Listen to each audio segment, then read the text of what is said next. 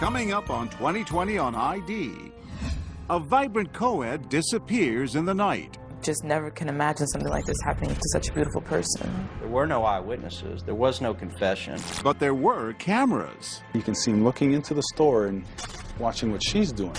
She was totally unaware. The last moments of a young woman's life caught on tape. You get excited because you had a video which showed somebody pulling the body out of the car. Oh God, please don't let this be her. But does the video tell the whole story? There was this hour and a half in time where we don't know what happened. And what was this man doing that night? I seen her in the back seat. I seen her eyes were open. Police search for answers while a family comes to grips with the truth. Evil crossed Melanie's path that night.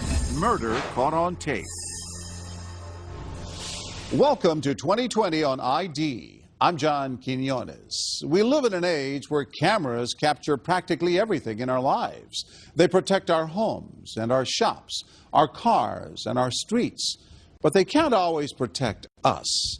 For the family of 19-year-old Melanie Goodwin, cameras would prove a blessing and a curse. As Jim Avila first reported in 2009, they had played a vital role in Melanie's brief life. Now, they would provide vivid clues to her death. Knock, knock. Who's there? Interrupting cow. Interrupting no. Melanie Goodwin lived nearly all of her 19 years in front of the camera, a born actress in a Shakespearean tragedy. Her mother, Peggy. When she was a little girl, like 2, she'd be making faces in front of the mirror and just entertain herself for hours. So we started her in voice lessons and theater classes when she was about 3rd grade. Growing up in Arlington, Texas, her best friend, Demaya Pridgeon, was always there to help her practice. We lived across the street from each other for many, many, many, many years. And as kids, we loved to play. We had great imaginations. We would make stuff. We would go, in the backyard and play hide and go seek. I mean, just all kinds of things. Some of my best memories as a childhood, all of my best memories as a childhood were with Mel and her family. She's up for it. All right. Ooh, Was she always an actress? Yes, always loved to sing and dance and to laugh.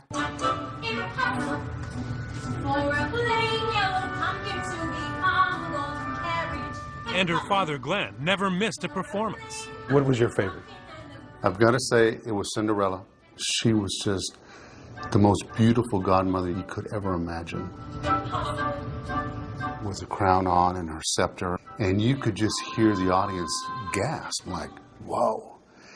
And I'm sitting there thinking, whoa, that's mine.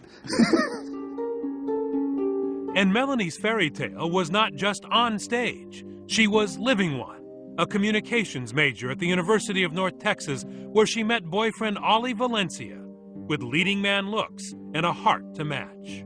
How would you describe your relationship with her? Almost like a modern-day fairy tale in my eyes.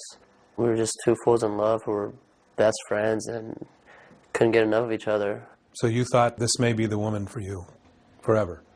I knew this was the woman for me. Melanie's deeply religious family was close. An older sister and brother who adored her. A star at home, too. Melanie just embraced everything. She was fun to talk to. She's smart. She had an insight that, and vision that was a little bit, well, was unique. And of course, she was my baby, so the baby's the baby, and, and she's my girl. All backed by a supporting cast of many fast friends. I think that's what makes this so hard. Just never can imagine something like this happening to such a beautiful person. On Monday afternoon, September 24th, 2007, Melanie's bubbly, always-on personality is in full display at 5 o'clock as she heads off to work as a model promoting the energy drink Red Bull. I kissed her goodbye and just looked her in her eyes and was just so happy to be with her. And she went on with her day. Melanie met the other Red Bull girls for dinner and then reported to a video game store called the GameStop handing out samples to Red Bull's target audience of young males anxious for the premiere of a new hit game, Halo 3. GameStop wasn't releasing it till midnight, and they went to the GameStop to promote the product, and then they finished probably around 1 or 1:30. It's now early Tuesday morning, and Melanie's headed back to campus, her long day finally about to end in the arms of her boyfriend. But first, as is her habit, she checks in with him by phone. I was in bed when she had called me, and I was like, yeah, babe, I'm gonna leave the door open, just come up. Ollie had one small request. He will spend the rest of his life wishing he'd never made. I asked her to stop. She was gonna bring me home chocolate milk and some Cheetos. And I woke up 2 hours later, and, she wasn't home.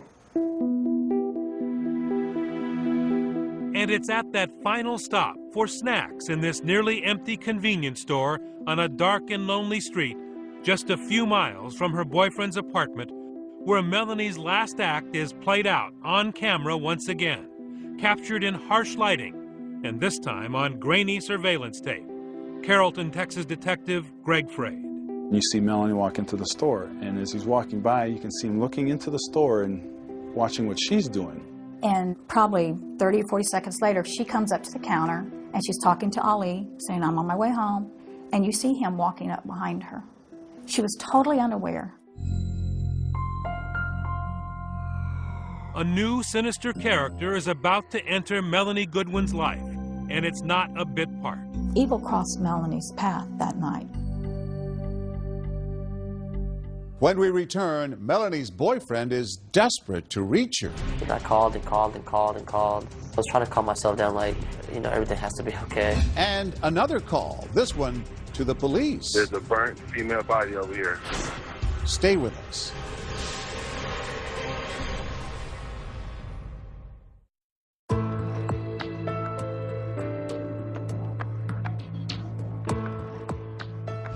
It was after 1 in the morning when vibrant college student Melanie Goodwin stopped at a convenience store. She planned to pick up some snacks for her boyfriend and then meet him back at his place. But she never arrived. Hours later, Texas authorities are on the verge of making a gruesome discovery. Once again, here's Jim Avila.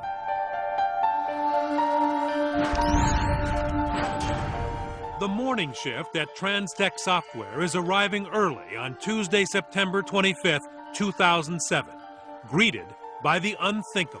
Carrollton 911, address of your emergency. There's a burnt female body over here.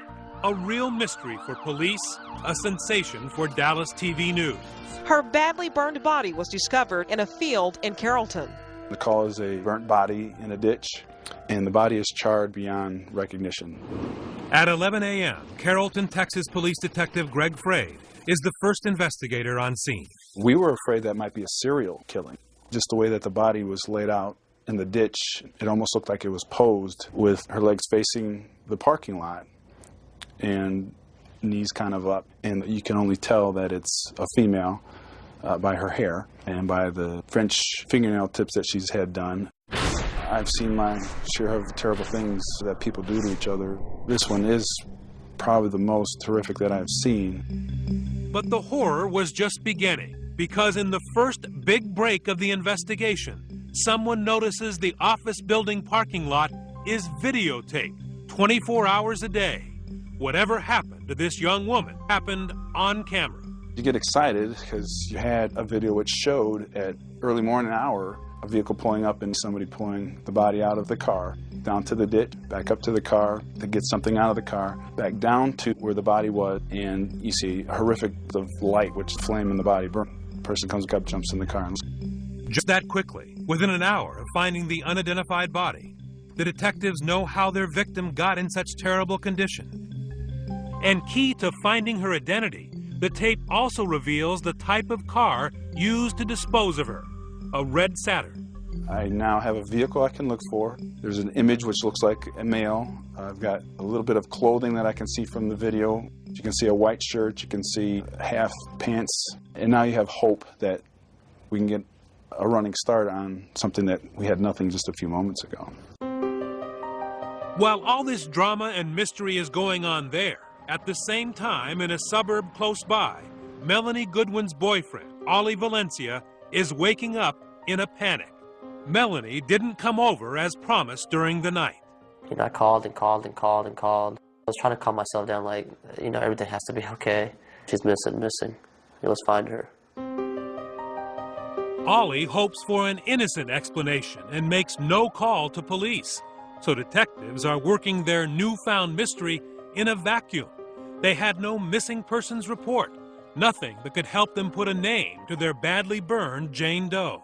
You go back to who that person could be. The first is the usual suspects, like a homeless person, prostitute, someone who's into criminal activity, and you try and build it from there. I'm code 6 at Morse Islands. But then a second break when investigators discover the grunt work of routine patrol. The night Melanie disappeared, a beat cop had noticed something out of place. Officer Otis Q had found a suspicious vehicle not far from the scene. It was a red Saturn parked oddly alone in a corner of an apartment complex. I walked up to it, and one of the first things I noticed that really kind of threw a curveball at me was I kind of detected the odor of gasoline coming from the inside of the vehicle, and there was a gas can sitting on the driver's seat. He didn't know it at the time, but Officer Q's curiosity had developed a huge lead. Authorities now have the license number and description of a red Saturn, seen with a gas can in it. A red flag that points Detective Frade and his colleagues to the owner of the car in the video, and more importantly, to an address. Running the plate, I came back to the Goodwins out of Arlington, so we decided we need to go over there. That's where our suspect was. Because the car is registered to the father. Yes. And in your mindset at this point, you think this may be the bad guy. Correct. We're under the assumption that it is our suspect. So when you knock on the door, what are you prepared for at that point? To start interrogating my suspect. And Mrs. Goodwin answers the door, and I ask her, do you own a red Saturn? She says, yes, I do. It's my daughter's car. And at that moment, in my mind, I knew that I no longer was looking for my suspect, that I had to do 180. I'm now looking at my victim. The body in the parking lot and Melanie Goodwin are now linked. It was a difficult visit. Detective Frade had prepared himself for an arrest, not a death notification. I'm thinking, okay, she's missing. They found her car. She's missing. Then they ask about a ring she was wearing. And my mind's just working, and finally it just clicked. And I said, do you have a body? And Detective Frade just put his head down and said yes. It's difficult for me to say that it's Melanie because the body is so badly burnt that I couldn't say for sure that that was her. And then they asked if I had a picture of her. And I went back to the bedroom, and I got a picture. And I got on my knees, and I said, oh, God, please don't let this be her. Don't let something happen to her. It was a surprise gut blow to Melanie's mom. But Peggy Goodwin is a trained software programmer. And through her tears on her home PC, she actually gathers herself enough to help police close in on where her daughter may have been last seen alive. I went into this business mode trying to find my daughter, and it wasn't that I wasn't feeling anything or scared or upset or collapsing and crying, but I knew I had access to all the information they needed to find Melanie. She called Melanie's boyfriend at college to see when the last time he had spoken to her. I could tell she was worried by the way she was talking to me, saying, if I had seen Melanie, when was the last time I talked to Melanie? What do I know? Ollie tells Melanie's mom she had not shown up at his house as planned. And at 4 o'clock in the afternoon, Detective Frade sends a fellow investigator to question the young man, who they approach as a possible suspect. Detectives have him take off his shirt to check for signs of a struggle. None. And his alibi that he was with roommates all night checks out. Plus, cell records show he was talking to Melanie by phone until she disappeared. Finally, as police interviewed him, he just did not fit the crime. He's the all-American boy, former wrestler, does well in school, never been in trouble, doesn't have that profile. That helped us in clearing him rather quickly. But it takes a while for the stunned Ollie to realize Melanie is not just a missing person, and there was not an innocent explanation, as he had hoped, for her disappearance. I asked the officer, so is there a good chance we're going to find her? And that's when he was like, son, you know, she's passed away. And after that, it just, I was just taken out of this world. It was Ollie who led police to her last stop before disappearing. Feeling terrible about his innocent request for a post-midnight snack with his girlfriend, he pointed them to the convenience store where Melanie made her final call. I couldn't even look at her parents in the face because I felt as it was my fault. My fault she's not here today. She wasn't here yesterday. She won't be here tomorrow. No one can predict where good and evil will cross paths, where a simple stop at a convenience store for chocolate milk and Cheetos will turn dangerous, even tragic. A place where innocence is lost, where Melanie Goodwin, in a surprise rendezvous, runs straight into a stone-cold killer. You can see him looking into the store and watching what she's doing. It turns out the state-of-the-art Quick Trip convenience store has 4 cameras watching customers, the registers, even a glimpse of the sidewalk out front. And it's those cameras whirling away in the middle of the night that give Detective Fraid the first clue to the identity of Melanie's killer. The first thing that stands out in our mind is a male that is just kind of walking up and down the outside of the store. Nearly every step of this crime is on videotape. Another break. It's not only video, but it's video with audio. For an hour and a half early that September morning, way before Melanie stops by for a snack to take home to her boyfriend, this man hovers around the counter, even convincing the clerk to let him use the phone, trying to get his estranged girlfriend, other friends, anyone to give him a ride and a place to stay. Dallas County Prosecutor Andrea Hanley has watched this tape over and over again. He'll hang up the phone, he'll walk around, he'll pace back and forth, just flat out loitering. He's got no money to buy anything. He has no money to buy anything. I think, as a matter of fact, the clerk gave him a soda and a pastry. You know, because the guy had no money. He had nothing going on. He'd asked the clerk, hey, can I sleep here? And he said, you can't sleep at this store. And by the way, buddy, you might not want to hang around here anymore. He's outside the store when Melanie, dressed in a skirt and top, comes in. She heads right over to the snack aisle for the Cheetos her boyfriend Ollie had wanted, and then the dairy case for the chocolate milk.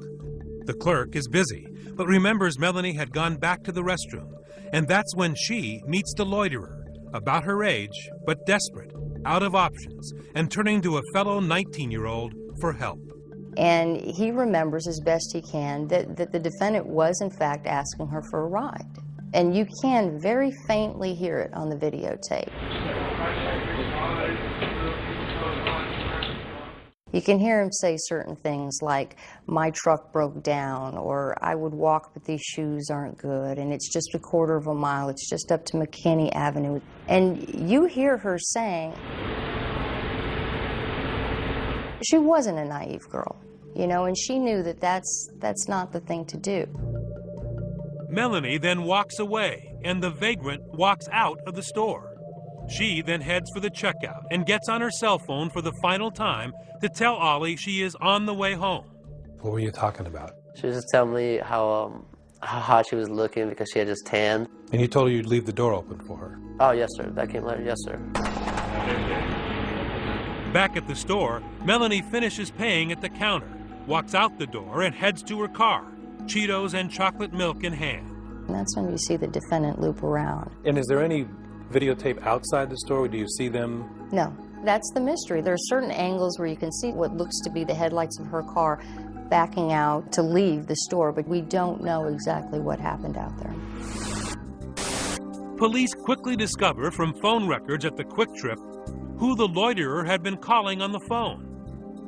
And within 24 hours of finding the body, they finally had a name to go with the face on the tape. Police issue an arrest warrant for this man, Ernesto Reyes, in the murder of UNT student Melanie Goodwin. A search warrant is issued and police began looking for their suspect, Ernesto Reyes, already knowing he has no place to hide. He's been kicked out of his house. His longtime girlfriend, who stood by him through all his failures and excuse making, has finally said, look, I'm fed up with it. You know, I'm through with you also. With police closing in, Ernesto Reyes flees to Mexico, where he's picked up by U.S. Marshals 2 weeks later. Everybody was euphoric and called us all excited. You hear, they got him, they got him. And we were relieved they got him, but our euphoria was very short-lived. We still don't have our baby girl.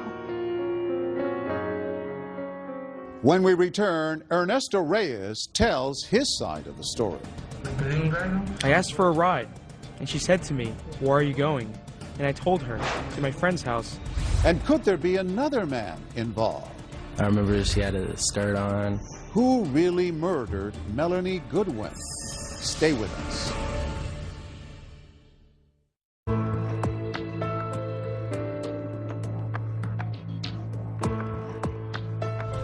The body of college co-ed Melanie Goodwin has been identified, and with several quick breaks, police believe they have apprehended her killer. As they construct the timeline and build the case, they learn more about Melanie, a random victim of a homicide. Once again, Jim Avila. University of North Texas communications major Melanie Goodwin came from a religious family, and she wore her faith, if not on her sleeve, on the bumper of her 2002 red Saturn. There was a decal on the back that had Melanie's name, and then her license plate bracket, you know, that said "Angels are watching over me." And in fact, key moments of Melanie's abduction and murder were left on tape for police to track. There were things that were placed in front of us that we never thought we would see. Things were just falling in line. God was with me on this one. The police had Ernesto Reyes on videotape at 2 in the morning, stalking and following Melanie at the convenience store.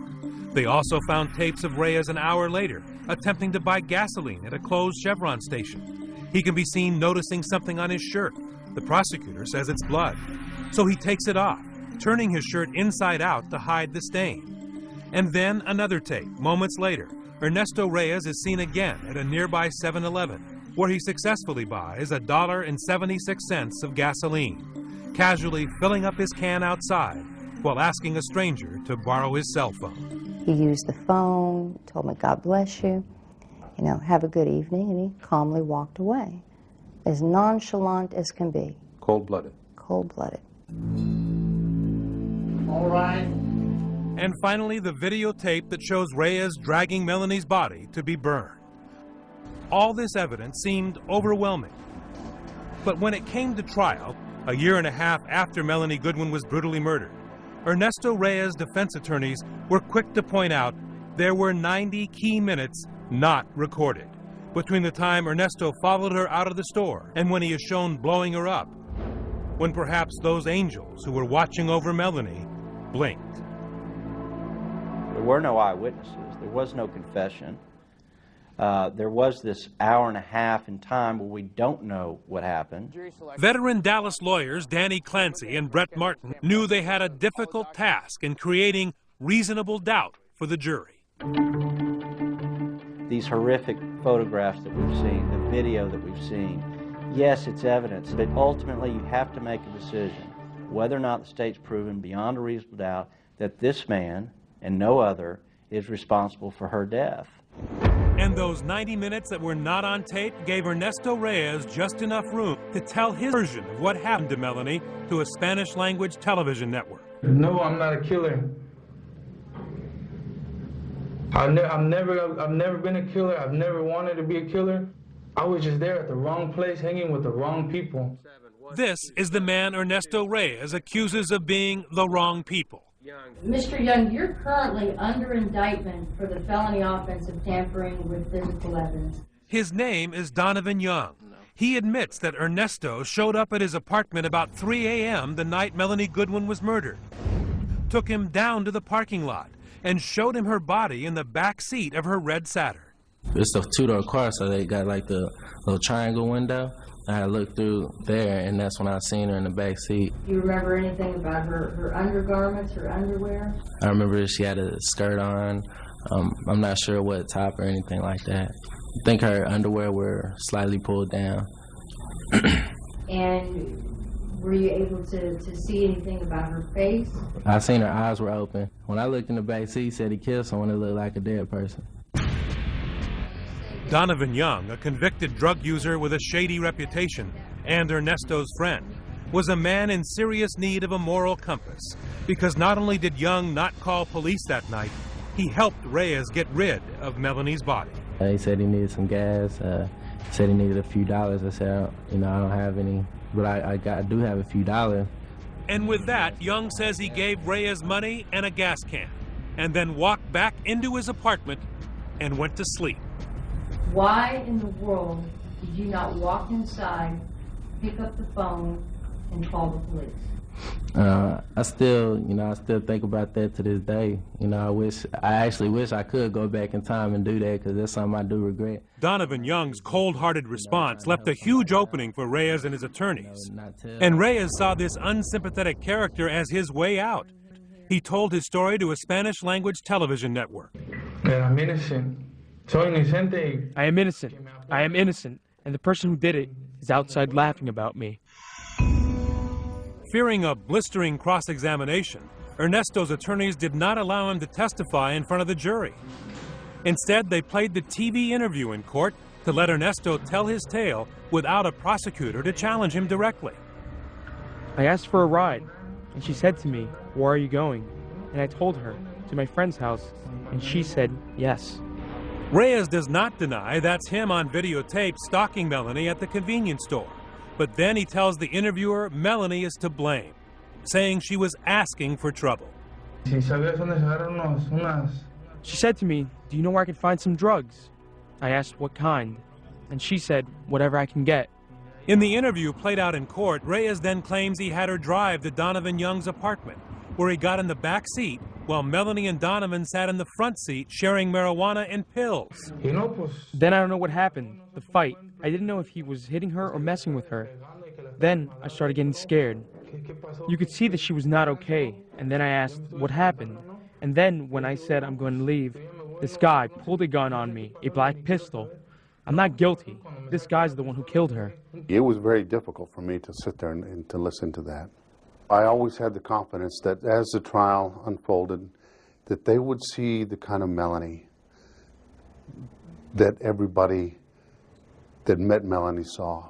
For them to imply that she would just go in and pick up somebody, it's so absurd, and it hurts so bad that they would even have the nerve to imply that about my daughter. The anger I had was like a mother bear with her claws out, and it took a lot to calm me down. After that day, I was shivering. I was so angry because Melanie just would never do that. None of my kids would. The pain and anger the Goodwins felt would not end soon. In that TV interview, Ernesto Reyes admits disposing of Melanie's body. After all, he was seen on videotape carrying her corpse and then setting it on fire. But the jury hears him claim that Donovan Young forced him to do the dirty work. I said, God help me. What am I going to do? Maybe he's going to kill me. So I bought the gasoline. And we went to the white warehouse. And then he said to me, put the gasoline on her. I said to him, no. And he told me, laughing, you do it. So I did it. And buried in that TV interview is perhaps the only eyewitness, minute-by-minute account of how Melanie was killed. How did he kill her? Hitting her. Just hitting her. I believe choking her. Because when I was high on drugs, he was holding her, grabbing her. When we return, whose story would the jury believe? Ernesto Reyes or Donovan Young? We'll be right back.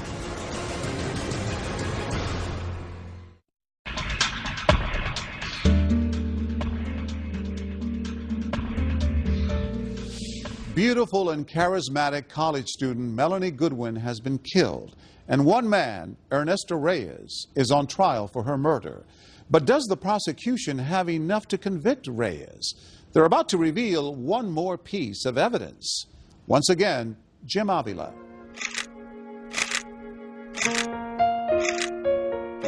Snapshots of a 19-year-old student actress. The last looks at Melanie Goodwin. taken from her own digital camera, the one she carried in her car till the day she died. The pictures told the story of this young girl's life. You had her with her parents on vacation, you had her hugging her father, you had her with her boyfriend, and just being fun and silly. You know, just told the whole story of Melanie.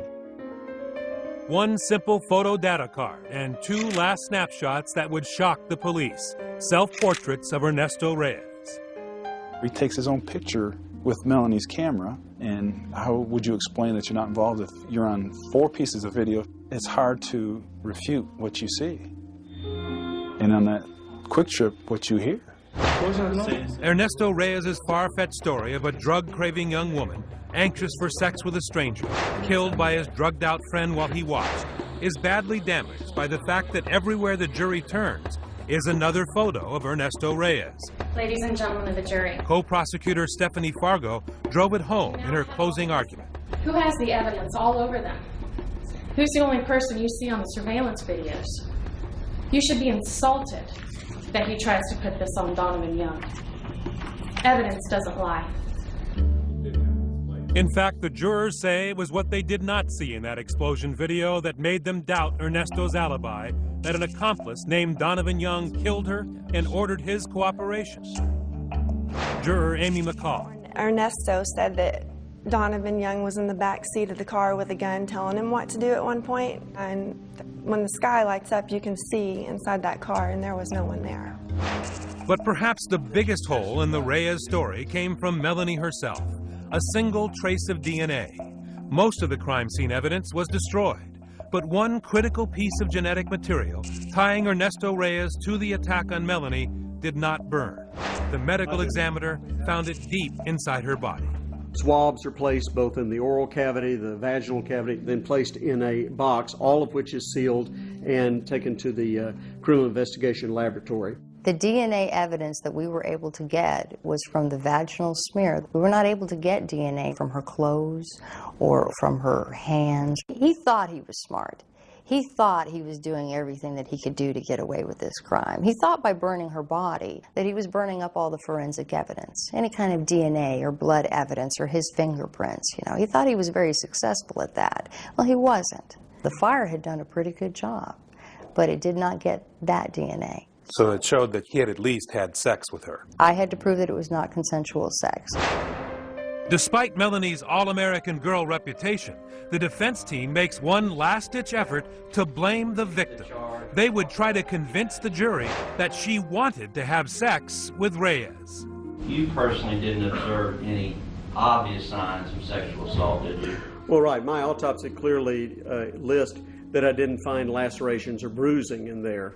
Again, that's not a big surprise, but I did not see traumatic injuries. A lot of times you do find DNA underneath the fingernails of the victim, where they're scratching and scraping and clawing and doing everything they can to fend off their attacker. None of that evidence existed. It was important for me to paint a very good picture of her because of the defenses that he was throwing out there, and to be able to show that everything he said about her willingly, getting in the back seat of her car is complete and utter nonsense.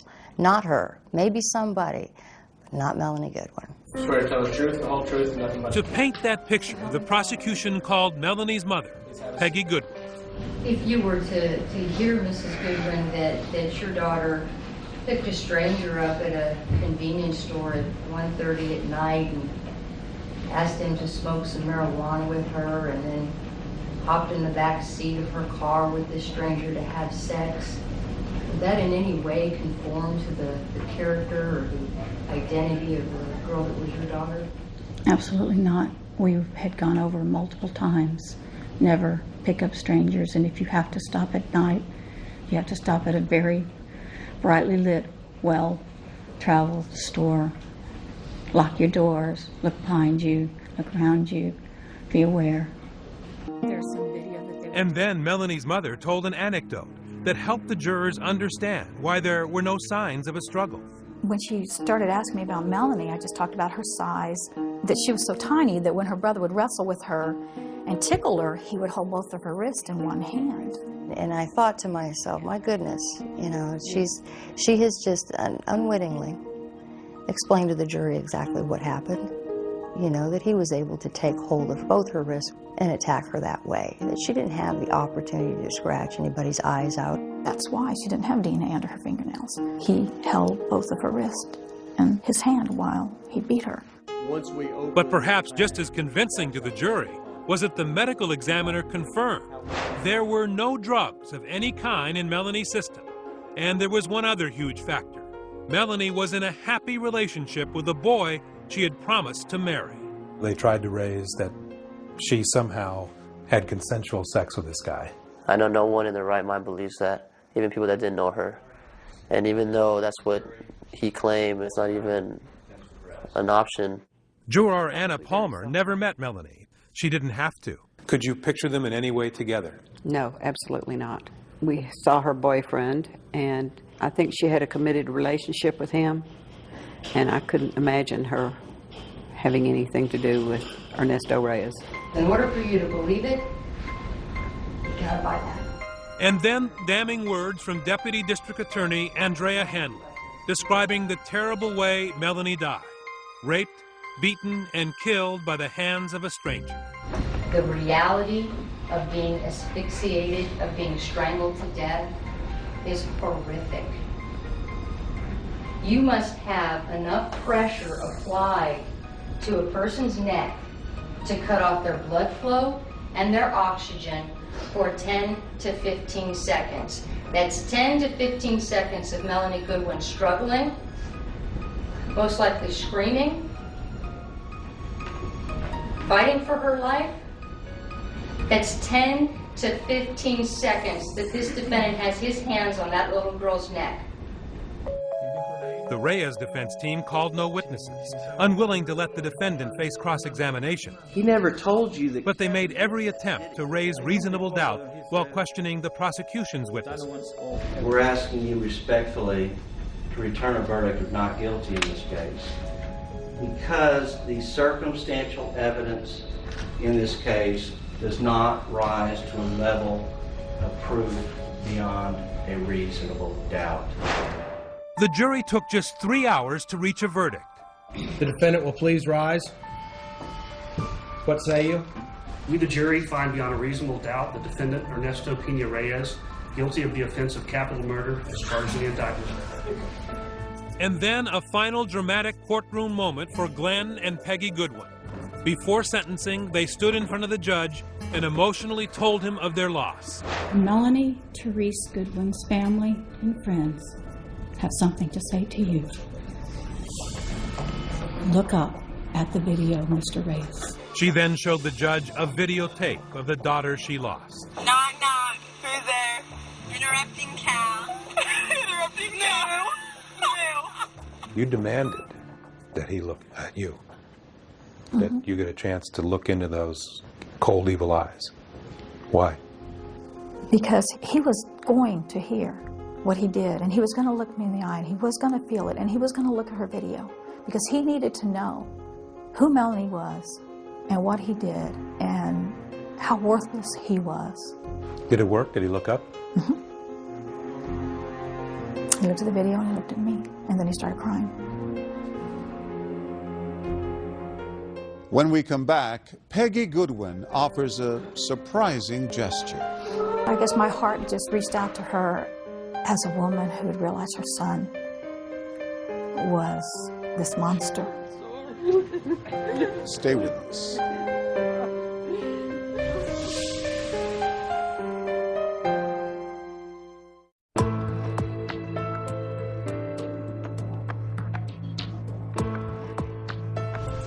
Ernesto Reyes has been found guilty for the murder of college student Melanie Goodwin.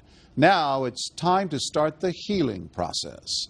With the conclusion of our story, Jim Avila. Merciful Father, Melanie's friends said goodbye to her on campus, celebrating with songs and pictures. A tribute not only to her life, but to her parents, who had lost so much.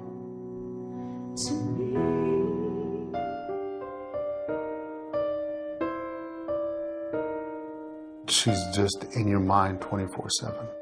You want to always think about the good things, and I do, but it saddens you nonetheless. I pray about her every day, and it'll bring a tear to my eye.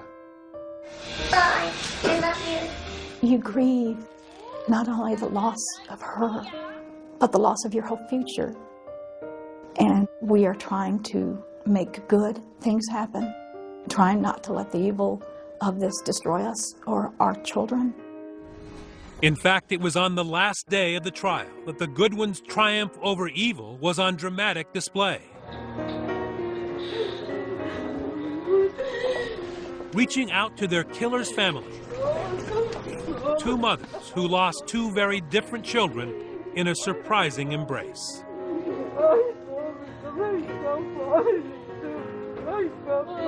You found in your heart some way to connect with his mother. I noticed when they showed the fire video that she was crying in the distance, and I thought she finally realized she's been lying to her. She sees the evidence and she knows. So I guess my heart just reached out to her as a woman who had realized her son was this monster. I'm sorry. And so we just walked over to him and we just hugged each other, and she kept saying she was sorry. And then Glenn spoke to her in Spanish. And I was just thanking her for feeling sorry for us. And then I told her that, I was sorry for her situation as well. Even hardened police veterans like Detective Greg Frade were moved by the grace of this rare scene. It was a very touching moment and another sign of how good the Goodwins are. They were named well. Goodwin is a good name for that family. They are very good people. Ernesto Reyes was sentenced to life in prison, but has never taken responsibility for Melanie's murder. Donovan Young was sentenced to 8 years for tampering with evidence. And young Ollie Valencia remains a friend of the family. It still hurts, and no matter what people tell me, I guess only time could heal, if ever. She was so precious, and it's not a job to take care of, it's an honor. The fact that I was her boyfriend, protect her, and then just to have her taken away, you feel guilty because you weren't there. I wasn't able to do my job. We will never meet again. And Melanie Goodwin's family started a scholarship fund for young actors in their daughter's name, hoping to keep her memory alive. In 19 years, she became an incredible young lady who touched a lot of people and made a very positive impact for a lot of people. We'll never know how big that impact would have grown and what a difference she would have made if given the opportunity.